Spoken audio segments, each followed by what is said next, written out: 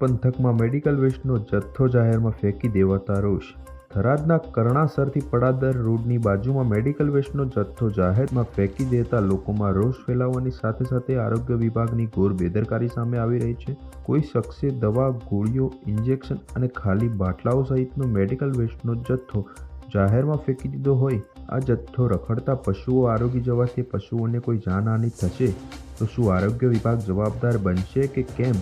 એવા અનેક સવાલો ચર્ચાસ્પદ બનવાની સાથે સાથે આ મેડિકલ વેસ્ટનો જથ્થો કોણે ફેંકી આરોગ્ય વિભાગની બેદરકારી છતી કરી છે એવા અનેક સવાલો લોકમુખે ચર્ચાસ્પદ બન્યા છે। ત્યારે થરાદના આરોગ્ય વિભાગના અધિકારીઓ આળસ ખંખેરી જાહેરમાં મેડિકલ વેસ્ટનો જથ્થો ફેંકનાર તત્વો સામે કડકની કાર્યવાહી કરે એવી લોકમાંગ ઉઠી છે।